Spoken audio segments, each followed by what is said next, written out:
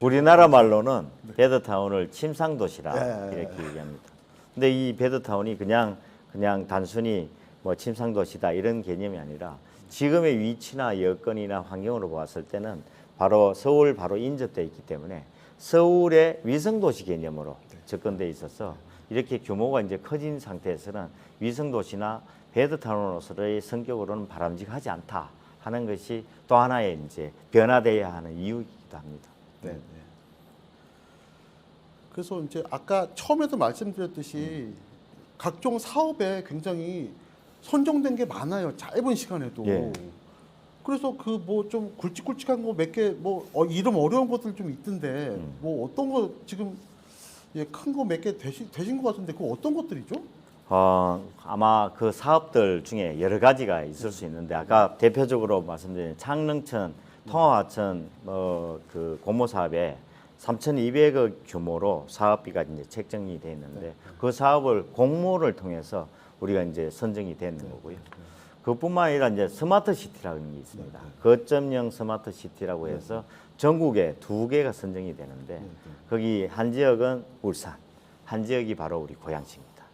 근데 그것도 사실은 공모 사업에 뭐 창릉천 공모 사업도 직접 가서 사실은 발표를 했었고 스마트 시티도 직접 가서 발표를 PT를 했습니다. 하신 거예요, 직접? 예, 직접 했습니다. 그 발표를 하니까 그 심사위원분들이 야, 시장이 직접 와서 이렇게 발표도 하고 와. 시장이 발표하는 모습이 열정적이고 그만큼 관심이 있다는 것을 증명하니까 가산점이 부여되지 않았을까 하는 생각이 드는데 있을 것 같습니다. 예. 네.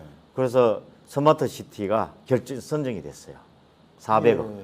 예. 그것은 사업 규모가 400억인데 아마 우리나라뿐만 아니라 전 세계에서 스마트 시티입니다 하고 내세웠을 때 얘기할 수 있는 부분이 많지 않을 거라고 봅니다. 개별적인 부분은 있을 수 있지만은 그래서 우리는 종합적인 도시로서의 스마트 시티가 구축이 될 수 있도록 여건을 마련했습니다. 와, 직접 PT를 하셨다니까 정말 놀라운데요. 아. 이게 내가 PT를 직접 하겠다고 마음 먹기는 쉽지 않은 부분인데 네. 와, 예, 대단하신데요. PT 하는 것 자체가 네.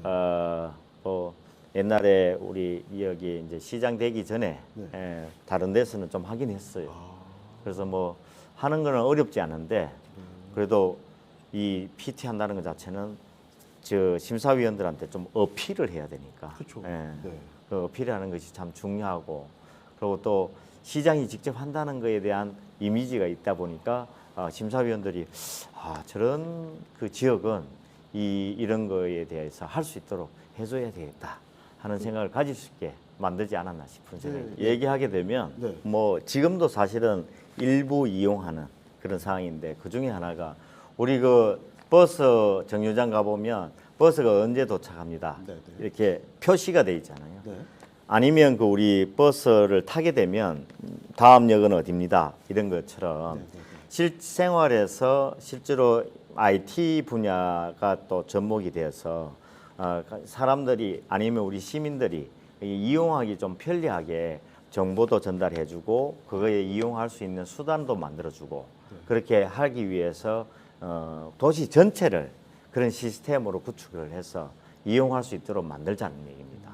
근데 그 중에 하나가 뭐 버스가 대표적으로 이제 교통 분야가 그렇게 될 수 있는 거고요. 그 이외에 혹시 복지 분야도 만약에 그런 것이 이제 발생되는 것도 확인을 할 수 있도록 만들어주고 그리고 그렇게 공급을 해야 되고 복지의 대상에 대한 부분들이 전달 체계에 대한 부분들이 만들어질 때도 그런 부분을 통해서 직접 전달하는 부분들을 우리 디지털로 확인이 될 수 있도록 만들어주는 그런 방식인데 이번에 스마트 시티 내용은 주로 이제 데이터를 일단은 수집하고 취합해야 되는 이 데이터 허브 기능을 구축을 하는 겁니다. 근데 그걸 통해서 플랫폼을 만들게 되면 그 플랫폼에서 우리가 이용할 수 있는 정보나 그다음에 자료, 그다음에 많은 사람들이 이용하는 거에 수단이 될 수 있도록 그걸 제공을 하는 거죠. 그래서 그 플랫폼 구축이 되면 그 플랫폼이 하나하나씩 이제 새로운 분야에 대한 부분이 이 일반 시민들이 이용할 수 있도록 만들어주는 뭐 대표적으로 디지털 아니면 그 디지털 트윈이라고 해서 가상 그 어떤 그 공간 자체에서 실제적인 공간하고 똑같게 만들어서 일어나는 일들에 대해서 사전에 정보를 제공하고 예방할 수 있는 그런 방법을 취하는 겁니다. 근데 지금 같은 경우에는 또 하나 얘기되는 게 요즘 이제 교통수단이 많이 바뀌고 있잖아요. 네. 근데 뭐 대중교통에 지하철도 있고 전철 그다음에 대중교통 수단도 새로운 시도를 많이 하고 있는데 하늘을 나르는 대중교통이 등장할 수도 있다는 거죠. 그 중에 하나가 바로 UAM인데 그 UAM에 해당되는 부분까지도 이제 그 스마트 시티에서 아주 안전하게 이렇게 이동 수단으로 이용될 수 있도록 만들어주는 역할을 한다는 거죠. 네. 지금 우리 고양시에는 UAM 저기 실증 노선이 결정이 또 돼 있습니다. 네. 그래서 이런 스마트 시티 하는데 다 이렇게 접목이 돼서 이루어질 수 있는 여건을 지금 마련하고 있습니다. 네.